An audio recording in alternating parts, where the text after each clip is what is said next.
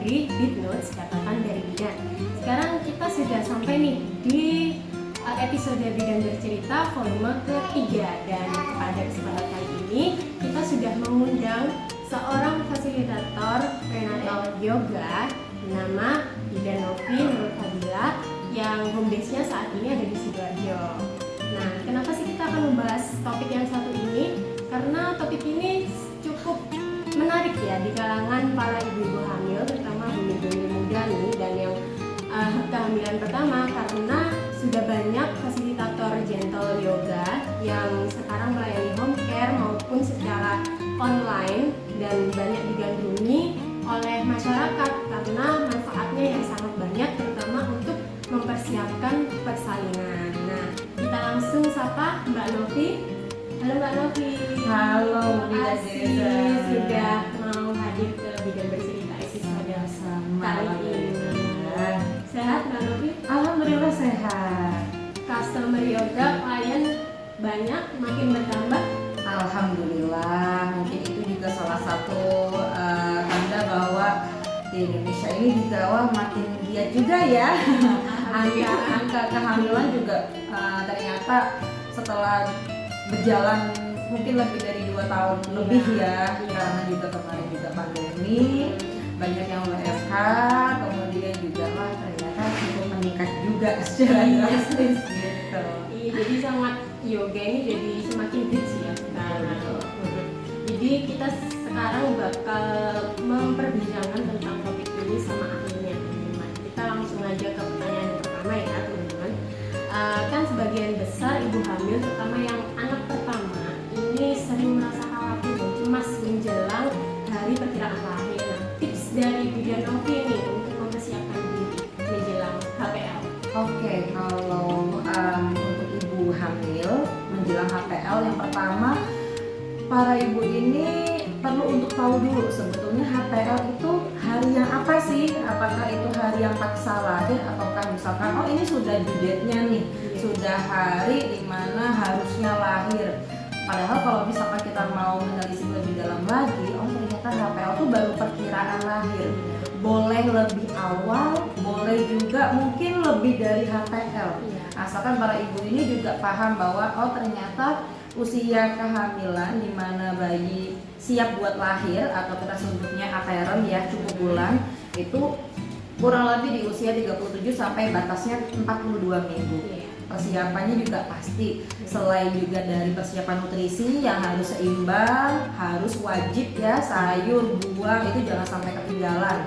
Protein apalagi karbohidrat, kalau misalkan terasa ada kenaikan berat badan yang cukup signifikan, boleh banget ganti yang karbo kompleks, misalkan nasinya dikurangi atau bisa digantikan dengan entah itu jagung rebus, kentang rebus, jadi yang memang kadar gulanya jauh lebih rendah. Selain itu diiringi juga supaya bisa membakar kalori, tetap sehat secara jasmani, olahraga minimal jalan kaki wajib.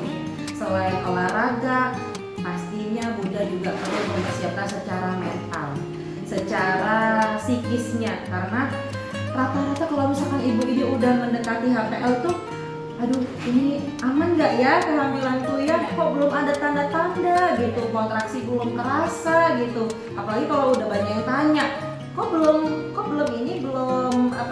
belum lahiran aja sih, si A si B udah, oh lama nih belum dijenguk bapaknya misalkan lah, itu tandanya sudah perlu warning ya, mulai tutup kuping sendiri karena kita nggak bisa tutup kuping banyak mulut gitu.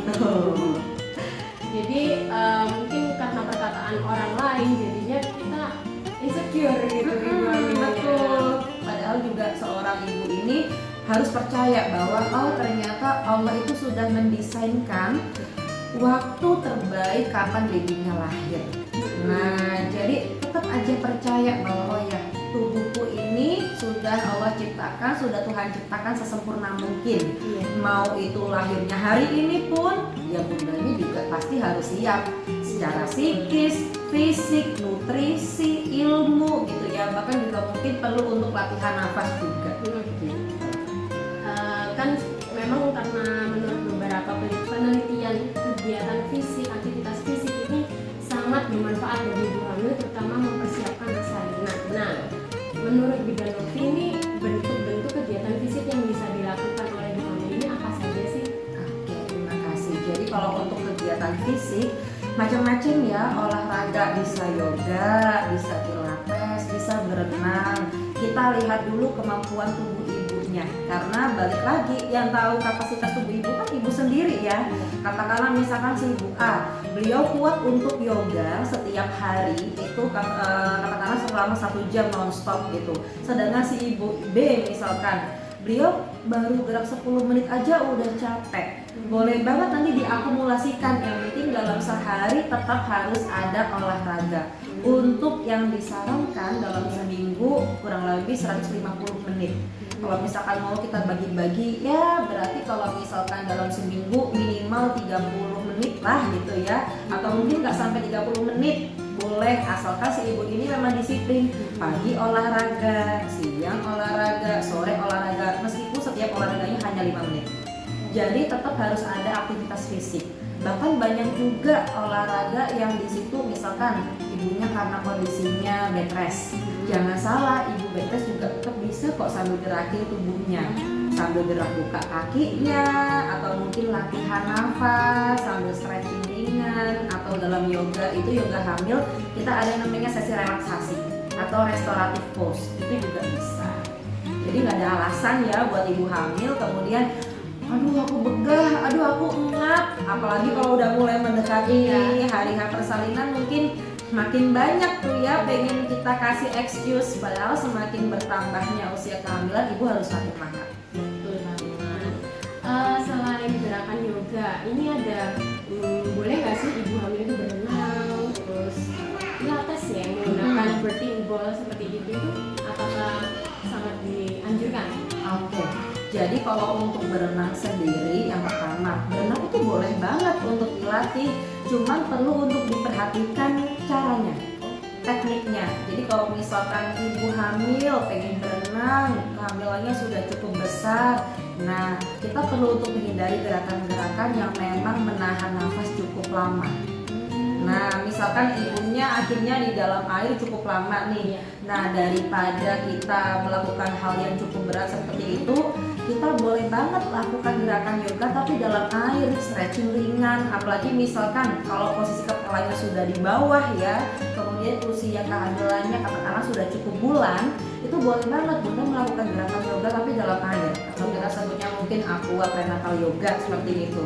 Stretching ringan, squat di dalam air, aduh nyaman banget. Bahkan nggak kerasa beratnya ya gitu, karena beban tubuh kita juga jauh lebih ringan. Selain itu lagi-lagi latih nafasnya di dalam air, boleh banget Bunda sambil kontrol nafasnya. Bagaimana ketika tarik nafas, bagaimana buang nafas, kemudian sambil beri afirmasi positif. Jadi ketika udah keluar dari air itu efek yang dirasakan bukan malah kecapean, tapi malah bugar. Nah itu adalah salah satu tanda olahraganya memang tepat sesuai dengan ibu tersebut. Kalau untuk pilates sendiri gerakannya cukup lembut, lagi-lagi atur nafas, sesuaikan dengan postur tubuhnya. Boleh sekali diimbangi dengan misalkan menggunakan dumbbell atau mungkin birthing ball, boleh silakan. Kembali lagi lakukan olahraga jenis apapun sesuai dengan kemampuan tubuh ibunya. Nah, biasanya sebelum Mbak Novi memberikan fasilitas yoga, ada syarat-syarat tertentu nggak sih bagi ibu hamil yang harus dipenuhi sebelum latihan fisik? Oke, jadi kalau untuk yang pertama, ketika cukup banyak seorang ibu hamil ini bertanya pada saya, Mbak boleh mulai yoga hamil sejak usia kehamilan berapa ya gitu. Jawaban saya selalu sama. Yang pertama boleh dilakukan sedini mungkin. Asalkan, nah Bunda harus perhatikan ada nggak riwayat keluar mungkin flek darah di awal kehamilan, atau mungkin sekarang ini dalam kondisi mual muntah berlebih nggak, dalam kondisi yang kelelahan nggak, dalam kondisi lemas nggak, pusing berat nggak, seperti itu. Jadi kalau misalkan Bunda di sini atau mungkin bahkan kerasa lagi sehari ini kerasa kontraksi terus, ingin olahraga nih, boleh nggak? Saran saya istirahat dulu. Tunggu sampai tubuhnya siap. Karena ketika tubuh ini memberikan sinyal atau alarm tubuh bahwa aku lagi nggak baik-baik saja, aku lagi butuh istirahat dulu. Jadi perlu untuk si ibu ini perlu untuk dengarkan tubuhnya dulu. Kalau memang dalam kondisi prima, monggo silahkan, nggak apa-apa. Mau dimulai dari sedini mungkin, bahkan dari usia kurang dari 20 minggu, tapi sama sekali nggak ada riwayat apapun di awal kehamilan, boleh.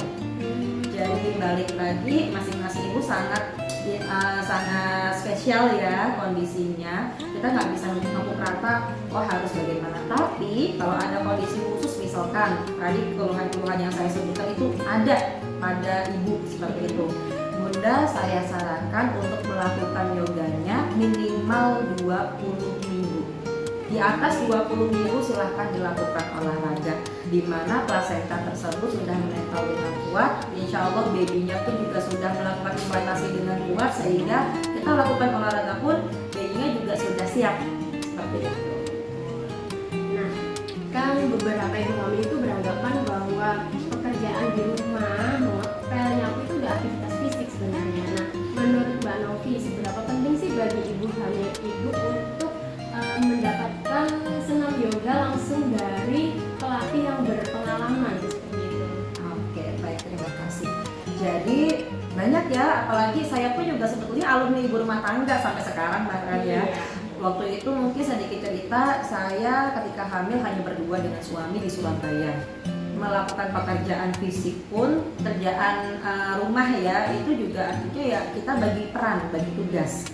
Mana yang cukup berat dilakukan suami. Pada saat itu apalagi belum ada mesin cuci ya udah yang bagian nyuci ya suami, bagian mungkin masak atau apa ya saya, atau mungkin lipet-lipet, atau mungkin kalau nggak mampu nyetrika ya udahlah di laundry kayak gitu. Cuman kembali lagi, ketika kita misalkan Bunda ini nyapu, ngepel, kadang terasa kan aku tubuhnya udah bergerak gitu ya, atau mungkin minimal nyuci kan udah gerak nih, udah sama kayak olahraga, udah sama aktivitas fisik. Kita perlu bedakan yang mana rutinitas, yang mana kita niatkan sebagai olahraga. Karena ketika rutinitas ini masih belum terhitung olahraga. Kita nggak bisa ngontrol kan ketika nyuci sambil inhale, exhale. Ketika misalkan kita sambil jemur juga ya sambil nafas, inhale, exhale. Atau mungkin kita lagi potong-potong sayuran, lagi milih-milih sayuran, lagi nyuci sayuran, nggak bisa kita itu sebagai olahraga. Jadi memang kita harus menyediakan waktu khusus untuk memang minimal untuk stretching, mungkin tangannya tarik ke atas, stretching ke kiri, atau mungkin sebaliknya, stretching ke atas, stretching ke kanan. Ini juga bagian dari kita menciptakan ruang loh untuk babynya di bagian perut, di bagian rahim, sehingga bayi itu juga pasti akan merasa nyaman, posisinya pun juga insya Allah akan semakin optimal. Seperti itu. Manfaat yang paling besar dirasakan oleh klien-klien Mbak Novi dari yoga hari ini apa sih? Oke, jadi kalau dari saya selalu menyampaikan bahwa tolong kita harus pasang niat terlebih dahulu.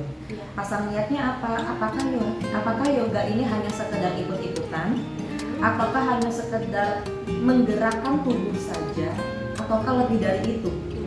Nah, lebih dari itu seperti apa? Saya selalu menanyakan, goals untuk ikut yoga ini apa? Apakah hanya sekedar ingin lahirannya tanpa robekan? Apakah pengen lahirannya di sini nyaman, minim trauma? Atau bahkan pengen juga ketika proses persalinan ini merupakan persalinan yang ingin ditanamkan di dalam alam bawah sadar ibu maupun babynya dengan begitu indah dan menyenangkan. Nah, itu juga perlu untuk kita tanamkan dulu. Karena apa? Ketika kita sudah tahu filosofinya dari yoga hamil sendiri, ternyata bukan hanya menggerakkan tubuh, kita kombinasikan dengan nafas dan juga pikiran.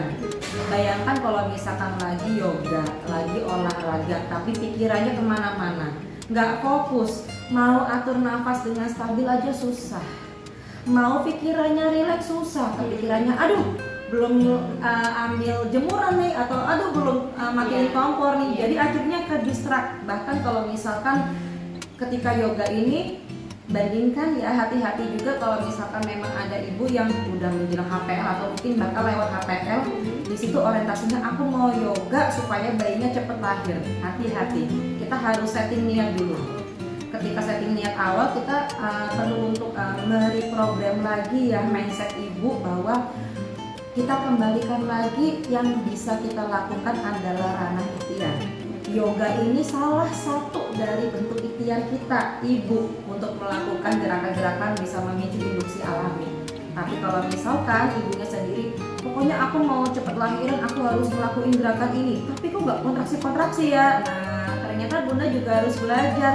Ternyata kalau ibunya stres, mau yoga jengkang-jengking bahkan sampai 3 jam aja susah loh kontraksinya muncul, nggak bakal bisa kepancing gitu, namanya hormon oksitosinnya karena stres, keblok istilahnya gitu. Jadi harus paham dulu yoganya untuk apa.